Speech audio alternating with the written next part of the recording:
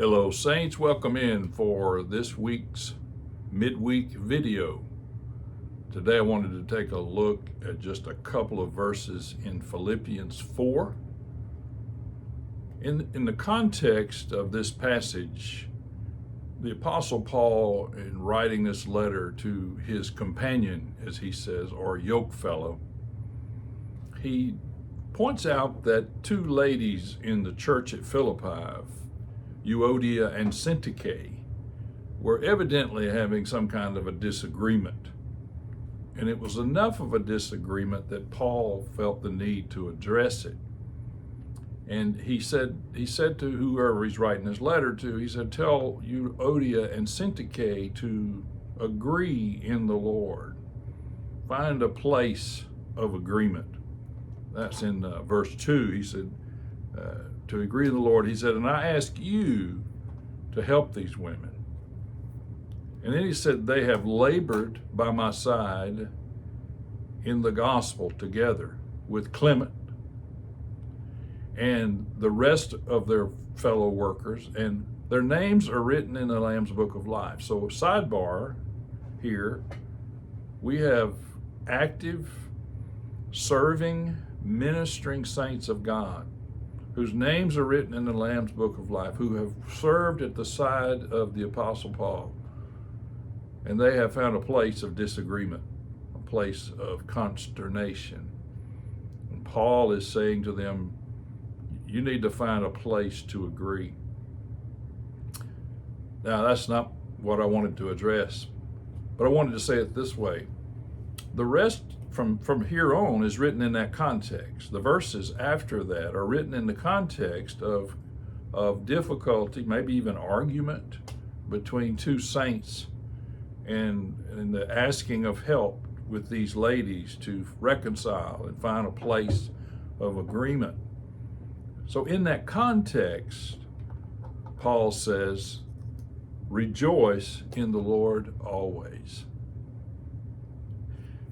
You know, it's one thing for somebody to write something in the Bible. It's another thing for them to write it repeatedly. So Paul says, rejoice in the Lord always. And then what does he say? And again, I say rejoice. So you get the impression that rejoicing is important. Now, rejoicing in the Lord is not due to favorable circumstances. It could be, but rejoicing in the Lord is not due to everything going right or going the way we think they should, but it's due to our knowing God is in control. It's due to our trusting God. Our trust in God, our belief in God, our faith in God allows us to rejoice in the situation. He said, rejoice, and again, I say rejoice. In other words, he recognizes the difficulty in the context of human conflict to rejoice in the Lord always. And then he says something in verse 5, and in the ESV it says it this way, let your reasonableness,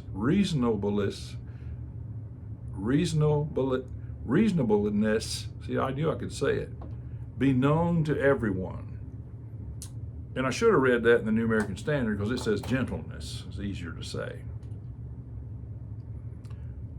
Let your gentleness be known to everyone.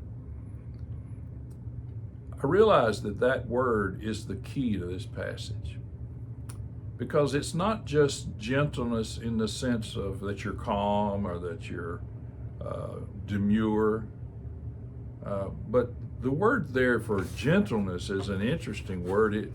It describes someone who does not always insist on the letter of the law or the letter of the custom. It describes someone who's not always demanding or seeks to retaliate. It's interesting, he uses that word in this context of this conflict between these two ladies, and he says, let everybody know your gentleness and the fact that you don't seek to retaliate. It's a word that means our willingness to give and take instead of always being rigid on our rights. I demand my rights. Continuing, this word is our ability to extend to other people the consideration that we wish we could receive ourselves. And then pointing out this, that those who exercise this virtue of gentleness and what I've just described, it doesn't mean they're spineless, it means they're selfless. At one point, Paul refers to Christ and actually describes this word as the nature of Christ. And so, for one thing, it could be that this conflict has something to do with demanding of rights or retaliation. We don't know. On the other hand, he's saying to his yoke fella, let people know, let people see your gentleness. Your yielding is another word that comes to mind when you see this word gentleness. To everyone.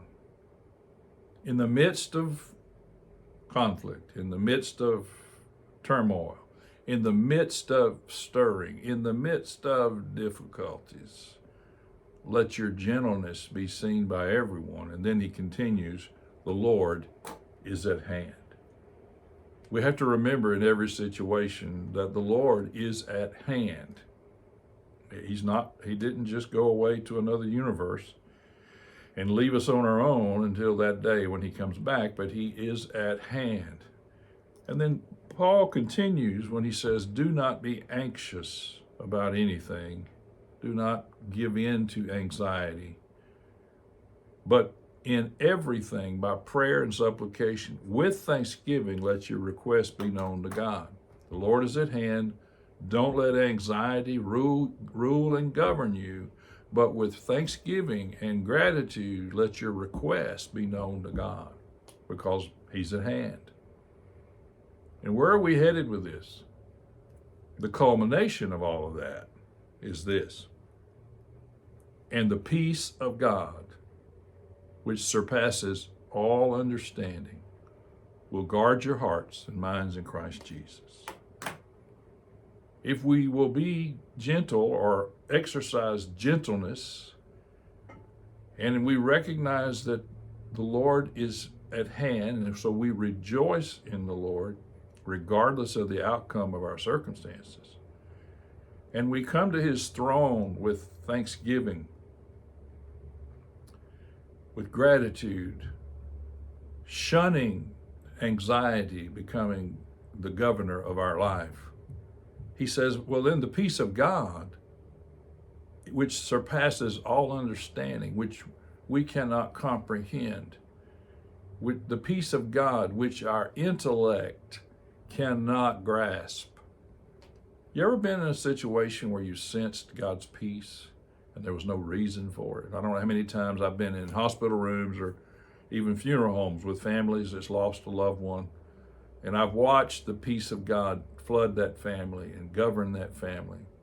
There was no explanation for it, no way to understand it. They don't even understand it, yet they find peace. Saints, we can find peace in whatever the situation is that we find ourselves. Peace, which we can't understand, will guard. It's like a sentry standing at your door. They will guard your hearts and your minds.